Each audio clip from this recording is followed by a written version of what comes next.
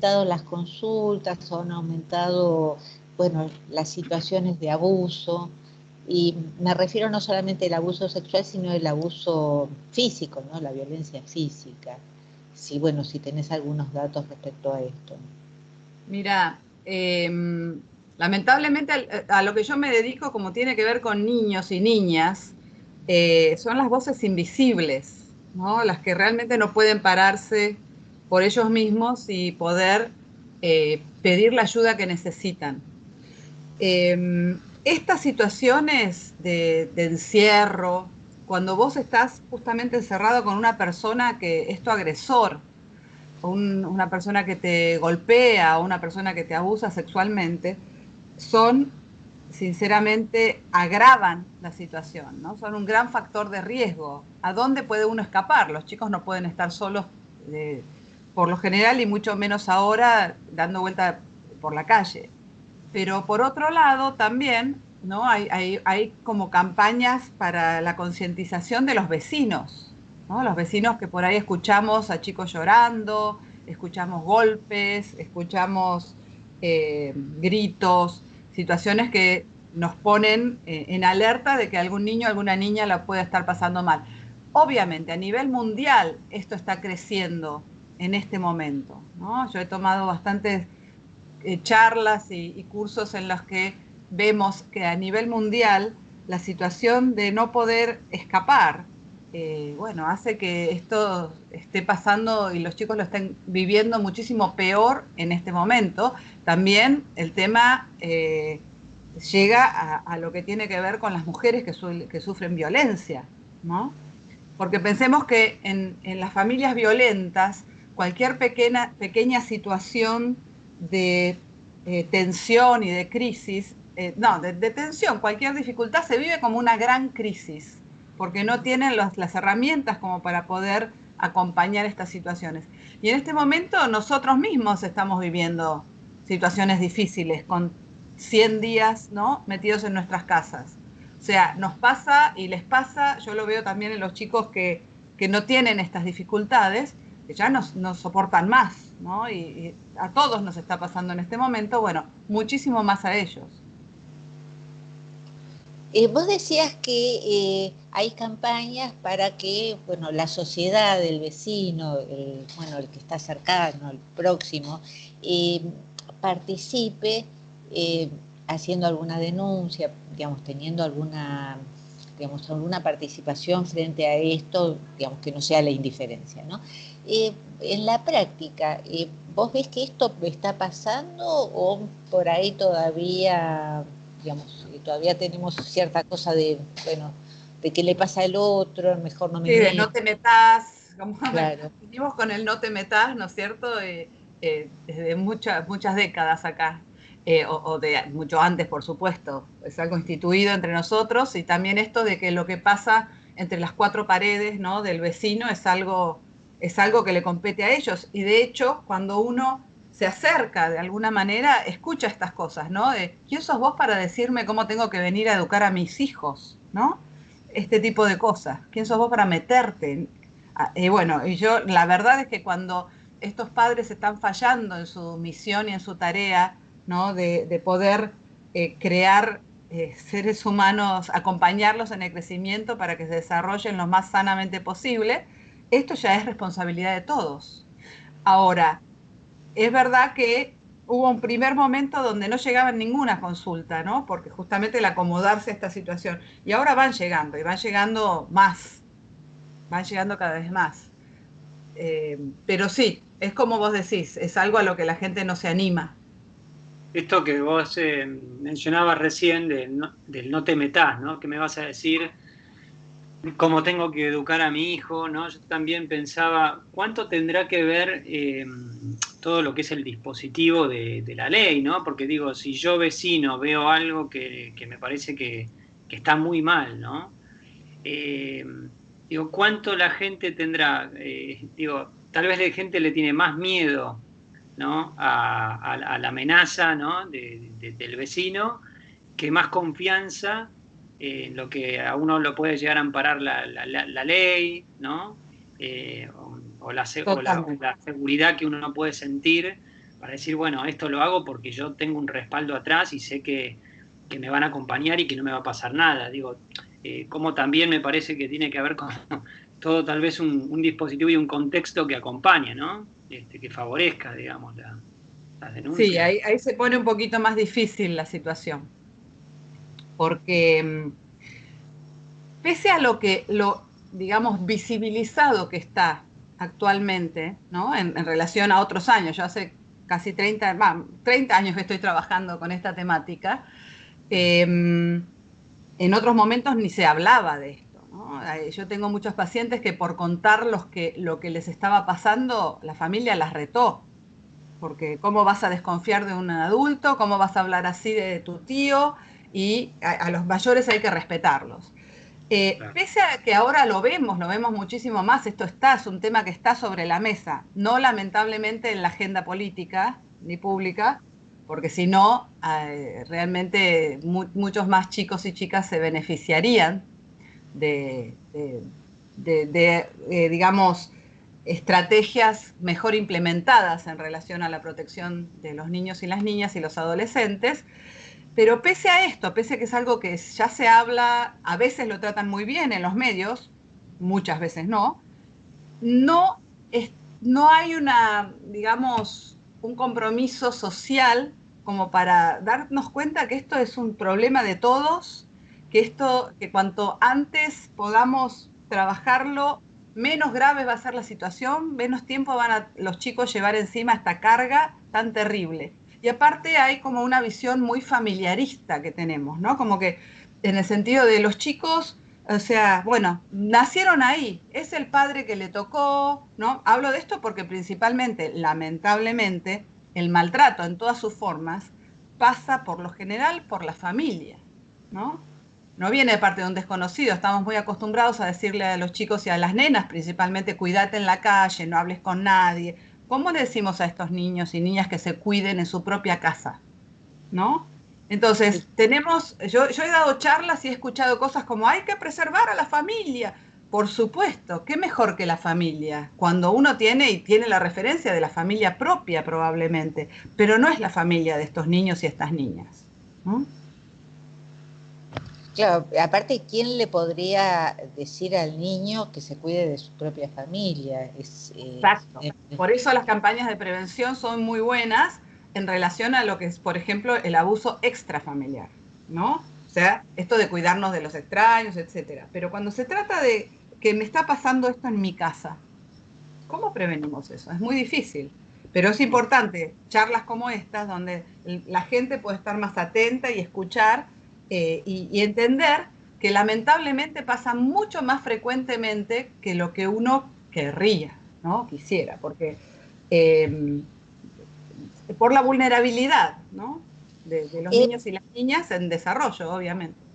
Ya que, bueno, comentás esto y me parece como muy importante, que incluso porque te escuché en algún seminario dar una definición de abuso sexual bastante interesante y me gustaría que lo compartas con la gente, porque por ahí estamos hablando de algo que por ahí la gente no tiene muy en claro qué es, ¿no? Claro, Incluso sí, es la participación de niños o niñas en situaciones que tienen que ver con lo sexual, ¿no?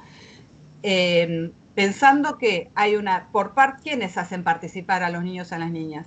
Adultos o adolescentes, que son mayores que estos niños y niñas, de quienes estos chicos dependen a veces integralmente, como puede ser un padre, o que gozan, digamos, de la confianza de estos niños, de estas niñas y del resto de la familia, ¿no? Un cuidador, por ejemplo, una cuidadora. Entonces, ¿qué quiere decir esto de hacerlos participar en situaciones que tengan que ver con lo sexual? Pedir que los toquen, tocarlos, ¿sí? Situaciones que tienen que ver con el sexo oral, hacerlos participar mostrarles pornografía, hacerlos participar en situaciones que se usarán luego como pornográficas, sacarles fotos, etcétera, hacerles ver situaciones, ¿no? De los que ellos hacen, ¿no? Estos adultos que dicen, yo te voy a enseñar cómo disfrutar de la sexualidad, ¿no? Etcétera. Entonces, uno tiene la idea de la violación, La violación, esto es un continuum. La violación, digamos, en cuanto a lo intromisivo, puede ser como la punta, ¿no? Una punta final, pero en realidad, y reiterada además, ¿no? Porque teniendo esta oportunidad por la confianza, etcétera, esto rara vez se trata de un episodio, sino que se tratan de situaciones que se van complejizando, haciendo cada vez más intrusivas, y desde ese lugar, bueno, ponen a los niños en una situación sin salida, ¿no? Cada vez más grave, agravándose. Pero entonces, a veces puede haber una situación abusiva sin que el niño sea tocado. Si, por ejemplo, el niño pide, el adulto le pide que lo toque, ¿no? ¿Qué marca física va a haber? Ninguna. Pero todos estamos como que con el modelo de que si por ahí no llegó a una cosa como a una penetración, entonces no es tan grave, bueno. Pero sí, es grave para el psiquismo. Es traumatogénico, decimos los que trabajamos en esto. Crea trauma. Y vivir con ese trauma, que sobre todo está asignado por la gran confusión que causa que de parte de una persona de la que yo debería estar recibiendo cariño, protección, amor, estoy recibiendo este daño, bueno, es terrible vivir con eso y llevar esa mochila desde años niños, ¿no? Muchas veces los adultos victimarios, digamos, se apoyan en la anuencia, en el favor que los niños les hace, digamos, porque por ahí muchas veces los niños no ponen resistencia. ¿Esto es verdad?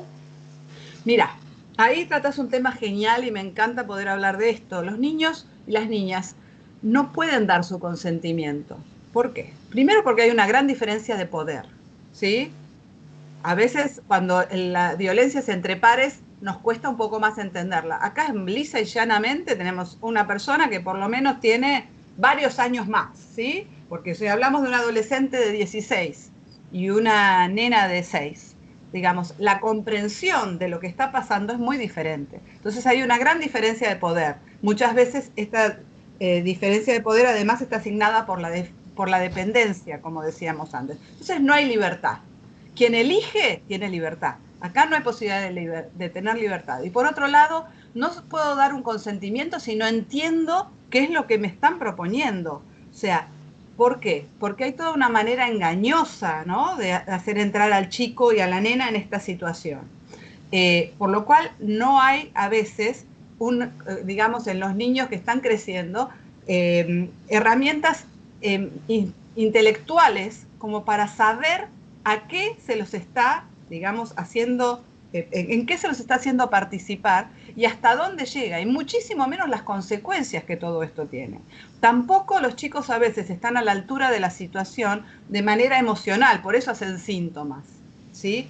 Porque, bueno, están creciendo, están en un momento de mucha vulnerabilidad de la que el abusador se aprovecha. Entonces, no ponen resistencia, ¿por qué? Porque cuando uno recibe desde afuera una situación tan intrusiva, muchas veces se congela, ¿no? Se queda congelada. Muchos chicos que me dicen, mira, yo no me podía mover, porque no entendía esto, no podía realmente, en esos momentos los chicos quedan como incapacitados de usar los recursos que generalmente tienen para otro tipo de cosas, ¿sí? Y a la vez, madurativamente tampoco están a la altura de las circunstancias. Por eso a veces resultan lastimados. Entonces, tengamos esto en cuenta, aunque se trate de adolescentes, los chicos no pueden dar su consentimiento. No tienen todas estas características que implican lo que es consentir a una situación. Cuando vos hablás de esta persona mayor que está en condición de mayor poder, ¿no?, sobre la víctima, sí. ¿Esta persona elige a la víctima? O sea, ¿realmente la elige porque es más vulnerable? Totalmente.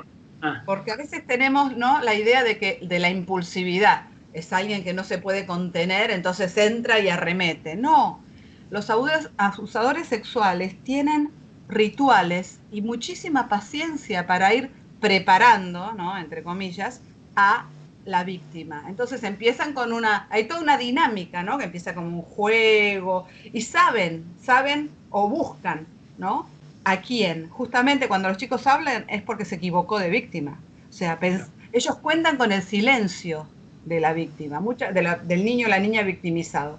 Muchas veces este silencio tiene que ver con amenazas, ¿sí?, con la vergüenza que implica que estar participando en esta situación. Y la culpa. Muchas veces la culpa de haber sentido alguna sensación grata, porque si los chicos y las nenas son sanos, el cuerpo reacciona, digamos, gratamente a las caricias sexuales. Entonces todo esto confunde muchísimo más. Pero sí, ellos buscan, y entonces qué importante, ¿no? Poder ver el tema de lo que los adultos que estamos alrededor de estos chicos tenemos como función, que es una supervisión, ¿no? De las actividades de los chicos, estar viendo qué es lo que hacen, ¿no? Con quiénes están, etcétera, etcétera. Pero ellos buscan a los que están más solos, los que son más calladitos, los que por ahí tienen alguna situación de vulnerabilidad especial y se aprovechan, arremeten ahí, así que es terriblemente dañino, ¿no? Desde ese lugar. Y una tremenda traición para estos niños. Claro, entonces ahí, claro, te escucho y digo, bueno, qué importante que es, digamos, la crianza entonces, ¿no? La crianza es favoreciendo niños que hablen, que no sean silenciados, anulados, chicos que tengan confianza en sí mismos, que no tengan miedo a hablar, digo, también puede ser un factor preventivo muy potente, ¿no? Totalmente protector, absolutamente, ¿no? Que haya adultos alrededor que puedan escuchar estas cosas y que ellos estén en contacto con sus emociones. Pero así todo, es importante entender que muchas veces los chicos por ahí no nos van a contar lo que les pasó, porque a veces cuando son muy chiquititos, porque no entienden bien de qué se trata. Por ahí saben que no la pasaron muy bien, pero no entienden por qué. Y a veces cuando son más grandes, como saben que tiene que ver con lo sexual, justamente callan por esto, por vergüenza, ¿no? ¿Quién quiere hablar de lo sexual? O sea, a ver, de lo que nos pasa a cada uno de nosotros, que somos adultos, con lo sexual no es algo de lo que hablamos mucho menos niños y niñas que entran en esto de una manera tan traumática, ¿no? Entonces, a veces los padres, cuando hay abusos extrafamiliares, los padres, las madres, se enojan muchísimo con los chicos, ¿no? Por decir, ¿cómo no me contaste antes? ¿Cómo no? ¿Viste? Pero en realidad hay que entender esto que yo les digo, que esto de alguna manera discapacita a los chicos por un tiempo. Por eso esto es algo que la ley ha considerado como para que ellos puedan hablar de esta situación que han vivido mucho después de la mayoría de edad, que quizá después de haberlo trabajado y todo, puedan referirse a esto y como es un delito además, que no prescriba. Sí. Sí, yo me quedaba pensando en todo esto que vos decías y pensaba puntualmente en si es familiar o es alguien que los chicos, bueno, conocen y tienen confianza. ¿Qué pasa con el tema, digamos, si el silencio no tiene que ver con el doble vínculo que tiene? Porque por un lado es gente que quiere y que por ahí... Absolutamente. Hermoso tema que trae Susana, porque nos pasa mucho a los que trabajamos en estas temáticas, ¿no? Que por ahí tenemos una mirada muy binaria, ¿no? Bueno, malo, lindo, feo. Entonces, el chico, la nena vienen y dicen, yo extraño a mi papá. No, ¿cómo vas a extrañar a tu papá? Tu papá te hizo esto, ¿no? Entonces, a veces la justicia me ha dicho a mí, yo he escuchado esto, ¿no? Que después de mucho tiempo de no verse, el nene se encuentra con el padre y va corriendo a abrazarlo. Y me dicen, ve licenciada, lo que usted dice no pasó, ¿cómo puede ser que lo quiera con lo que le hizo? Y por supuesto que lo quiere, porque ninguno es el petizo orejudo, malo, que ya se lo ve como un criminal, ¿no? O sea, son personas que a la vez, por eso es tan confuso, ¿no? Para el niño y la niña, porque son la persona que a la mañana te está llevando al colegio, a la tarde te ayuda a hacer la tarea, después se te mete en tu cama. Y esto es lo que trae algo que encontramos muchísimo en los niños que han vivido situaciones como estas, que es una disociación. O sea, como que me levanto una pared y tiro atrás de la pared todas estas situaciones, no voluntariamente, ¿no? Que son tan dañinas para no tenerlas todo el tiempo presentes en mi cabeza. Entonces a la mañana yo soy otro nene, que a la noche cuando este papá, que es otro papá también, se mete en mi cama. ¿Y esto los niños lo perciben como algo que es distinto o lo ven como, bueno, es una conducta más de mi papá, que además de que llevarme al colegio, que me prepara la merienda por ahí, además hace esto otro, digo, o se dan cuenta realmente, o dependerá de la edad, no sé. En un principio no. Yo he tenido chicas de 18 años sentadas frente a mí que me han dicho, mira, Pato, yo hasta hace muy poco pensaba que esto era lo que hacían todos los padrastros en su casa, o sea, los cariñitos, las caricitas, porque de esta manera lo enmarcan engañosamente ellos también, ¿no? Entonces, después de un tiempo, ¿no? Me dice, yo recién hace poco, una chica de 18, te diría que a los 14, 15 empecé a ver que esto no estaba bien. Por esto que les digo de cómo la mente, sinceramente, se va formateando con el discurso del abusador, ¿no? Y entran en una gran confusión en relación a esto. Entonces, aparte es algo de lo que no se habla, por lo cual durante mucho tiempo tienen la confusión de si esto es normal o esto no es normal, le pasa a todas las familias, me pasa solo a mí. Sí, me preguntaba si también en algún punto no se torna algo donde uno termina siendo de alguna manera como víctima, ¿no? Pero cómplice también, ¿no? Como uno tal vez participando de aquello que uno no comenzó, y después es difícil salir, tal vez, puede ser que se dé Sí, que uno no comenzó, que uno no consintió, y no sería cómplice la palabra, pero ellos lo sienten así. O sea, que está bueno que lo traigas, porque ellos se sienten muy culpables, sobre todo si encontraron algún tipo de gratificación en esto, ¿no? Y aparte el abusador les dice, pero si a vos te gustaba, ¿no? Pero, o sea, y que es una manera ellos también de pensar que no hacen tanto daño, ¿no? Como una intelectualización de la situación. Pero bueno, cuando ellos se sienten que son responsables, que ellos de alguna manera tuvieron algo que ver, en vez de que lo que realmente pasa, que es que han sufrido pasivamente esta situación, se creen participantes de esto, bueno, el daño es muchísimo más grave, muchísimo más. Patricia, vos habías hablado hace un rato de esto como si fuera, como si fuera, no, que se trata de una situación traumática con consecuencias. Decinos qué consecuencias tienen, si es lo mismo en varoncitos y en nenas, si es lo mismo en las edades. Contanos un poco para que sepamos. Sí. Importante tener en cuenta que a veces nos parece que cuando son más chiquitos, como entienden menos, va a ser menos grave la situación. Y es al revés, porque justamente, ¿no? Un psiquismo incipiente que está en desarrollo recibe semejante situación desde afuera que ya los condiciona y su crecimiento y su desarrollo ya no va a ser el mismo. Entonces, cuanto más tiempo cargan con esta situación, digamos, y desde antes, más grave la situación. Más grave va a ser también según el vínculo que tengan con quien abusa de ellos. No es lo mismo un profesor en el colegio, ¿sí? Que el padre conviviente. Y también esto va a tener que ver la gravedad con el tipo de abuso, por supuesto, y el tiempo que dure. No es lo mismo el familiar que venía de vez en cuando a la casa porque vive en el interior que quien es conviviente y situaciones que a veces son crónicas. Lo que encontramos ya en la adolescencia y en la adultez son trastornos de personalidad severísimos, ¿no? Trastornos disociativos de la personalidad, trastornos de personalidad límite, mucho aislamiento, tendencias suicidas, mucha depresión, por supuesto, trastornos de ansiedad, trastornos alimenticios, ¿sí? En la alimentación, o sea, personas que no desarrollan estrategias ni recursos sociales para relacionarse con otros, y en las mujeres se ve mucho una tendencia, ¿no? En quedarse como cristalizadas en el lugar, en la situación de la víctima, si no han podido trabajar esto. Y después eligen, digamos, entre comillas, ¿no? Pero se siguen relacionando con personas que son dañinas para ellas y para sus hijos. Y en los varones, esto es medio cliché, ¿no? Porque hay un continuum entre una postura y otra, y en el medio pasa un montón de otras cosas. Pero hay muchos varones que se identifican con el agresor y después ellos también abusan. Vos me decías si es diferente en el varón y en la mujer. Lo diferente es que el varón, digamos, denuncia mucho menos.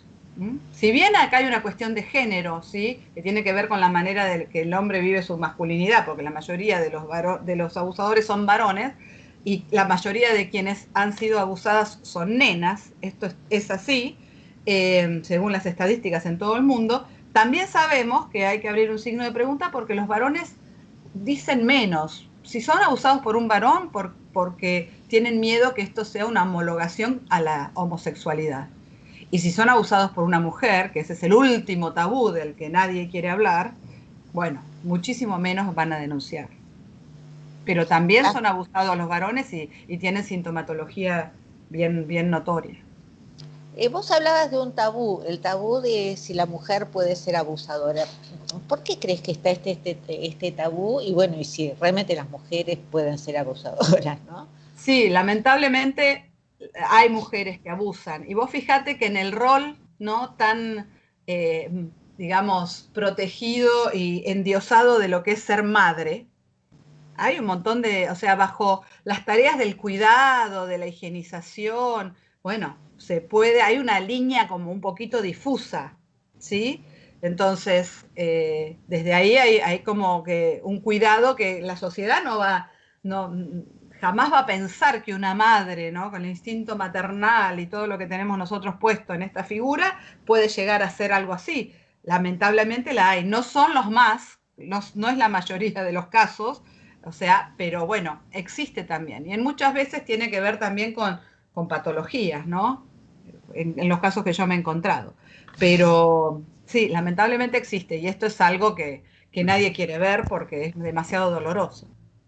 Patricia, me preguntaba, bueno, ahora tiempos de cuarentena, los niños no van a la escuela, y me preguntaba si gran parte digamos, de los si la detección tal vez principal de casos de abuso se da desde los docentes, desde las escuelas, Sí, o no, sí. Y bueno, y qué estará pasando hoy, ¿no? Que no hay una escuela claro. presencial, ¿no? Sí, esto es gravísimo porque sinceramente la escuela, que muchas veces aparte tiene la función de darle de comer a muchos chicos, y por suerte sabemos que en varias escuelas se siguen como repartiendo las viandas en estos momentos, en los barrios más vulnerables, es un lugar donde los niños y las niñas pasan muchísimo tiempo. Entonces yo me la paso dando capacitaciones para las maestras, para los directivos, para quienes están en contacto con estos niños y estas niñas, porque es algo de lo que debemos saber. Se ha ocultado muchísimo tiempo. Bueno, ahora tenemos que tener en cuenta que así como está la otitis, como hay otras cosas, ¿no? Y de paso también tener en cuenta a los médicos y las médicas, el abuso sexual y el maltrato infantil sucede y sucede mucho más de lo que nos gustaría. Estamos hablando de 1 de cada 4 niñas, ¿sí? 1 de cada 6 niños. Entonces, se nos pasan muchísimos por las manos y por los ojos que no detectamos. El abuso sexual es uno de los tipos de los maltratos más subdiagnosticados. Entonces tenemos que realmente prepararnos y ver. Y son muchísimas las situaciones que se develan en las escuelas. Primero al ojo digamos, de quien mira, ¿no? Por ahí en el gabinete, si tenés la suerte de que en tu escuela hay un gabinete, y bueno, por problemas de molestar en la clase o de mucha inhibición, los chicos llegan a una consulta con la psicopedagoga y se abre la caja de Pandora, ¿no? Y por ahí hay una detección, no desde un relato, sino desde un montón de sintomatología que es solidaria con la sospecha. O directamente los chicos y las nenas que lo cuentan, ¿no? Que se lo cuentan a sus pares y sus pares lo cuentan a alguien más, que se los cuentan a las, digamos, a las preceptoras, que se lo cuentan a las maestras, que empiezan a hablar sobre esto que les está pasando. Entonces, sí, la escuela tiene una función enorme en esto, ¿no? Aunque no sea para lo que se han preparado las maestras, pobres, muchas veces esto, ¿no? Y el compromiso social que ellas tienen también y de cada escuela es importantísimo. Ahora, cuando esto sucede en las escuelas privadas, es difícil, mucho más difícil y por lo general no se trabaja bien. A mí me han llegado casos a supervisar alguna escuela privada donde lo que decidieron hacer fue decirle a la familia que se vaya del colegio, ¿no? Claro. Entonces la situación y la denuncia la tuve que hacer yo, porque ya enterada yo como supervisora de esta situación tengo la misma responsabilidad. O sea, todos los que estamos con niños alrededor somos, aunque no queramos, agentes de control social. Claro, estaba pensando también en estos tiempos de cuarentena, qué importante entonces que los docentes vean, bueno, si los chicos se están conectando o no, si están enviando tareas, si participan de los encuentros, continuar pidiendo dibujos, digo, son todos como Sí, también posibles indicadores de, bueno, ¿dónde está ese niño, no? ¿Está, no exacto. está, aparece, hace, produce? Qué importante en estos tiempos donde uno puede decir, bueno, qué difícil detectar, sin embargo, podrían haber algunos indicadores Ujú. o actividades que podrían también ayudar en ese Exacto. sentido. Lo que pasa que en este momento se confunde también muchísimo porque los chicos ya están hartos de las cámaras, ya Mm, están hartos de la intervención escolar, no solo los chicos, sino los padres que están desesperados porque se los está llamando a una carrera docente a la que no han antes tenido intervención. Y entonces se puede confundir mucho, ¿no? Pero sí, es fundamental seguir teniendo un contacto, fundamental sobre todo pero lamentablemente, ¿no? Por ahí en barrios muy vulnerables ni siquiera hay computadoras, ¿no?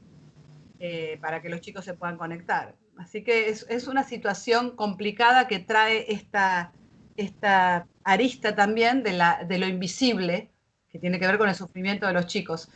A nivel nacional hay un número que es muy fácil, que es el 102. ujú.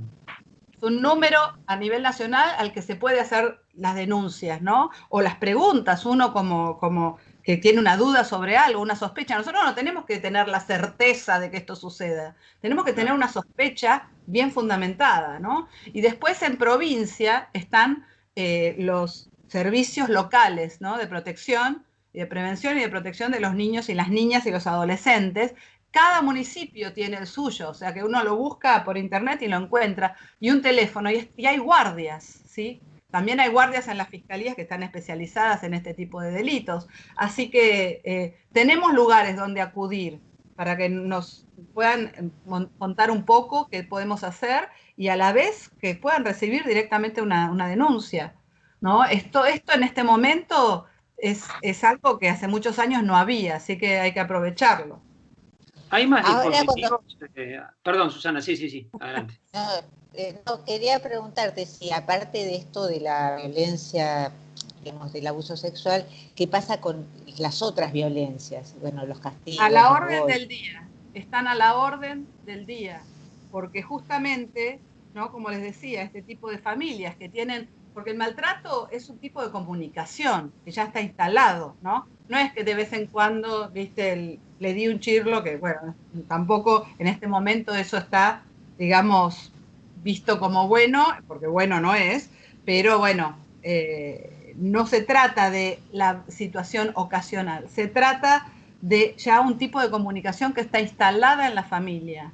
Entonces, por esto que yo les decía antes, la discapacidad emocional, ¿no? La dificultad de estos padres para poder asumir situaciones difíciles. Y en este momento estamos en una situación que es difícil para todos, incluso para aquellos padres que tienen un montón de herramientas. Entonces, imagínense el riesgo. Es un factor de riesgo enorme. Así que sí, esto está a la orden del día, el tema del maltrato físico, el maltrato emocional.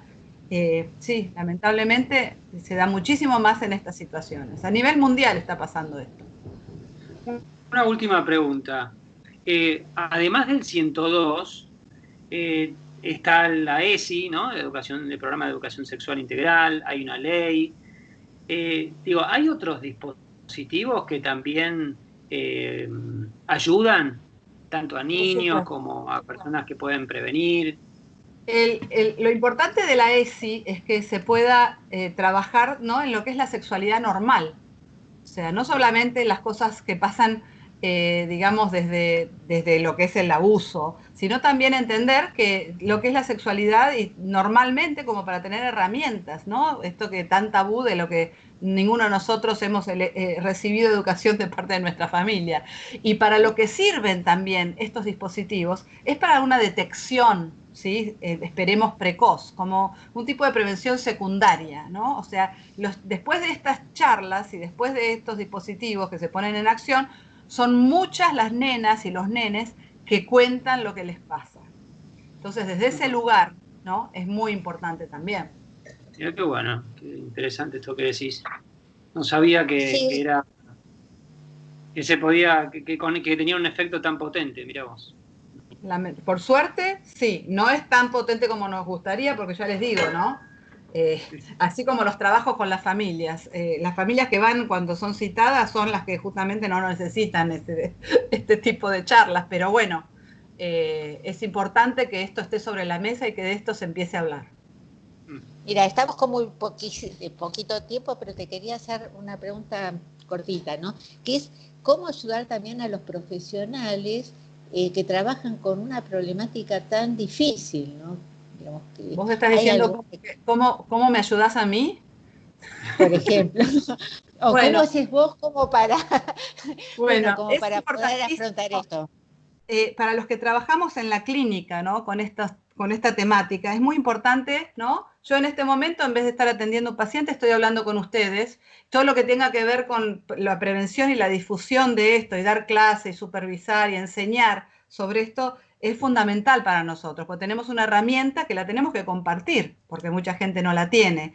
Y es muy importante el cuidado y el autocuidado de quienes trabajamos en esto, porque es una tarea que es tóxica, hay que reconocerla, ¿no? Si bien es muy gratificante, por ahí no vamos a ver los resultados de lo que estamos haciendo enseguida y nos puede frustrar mucho. Así que hay que cuidarse, hacer arte, actividad física y buscar un entorno alrededor nuestro, como el que yo gracias a Dios tengo, sobre todo por la Asociación Argentina de Prevención Infanto-Juvenil, que es ASAPMI, que les invito a que investiguen, que donde, bueno, nos juntamos quienes trabajamos en estas cosas.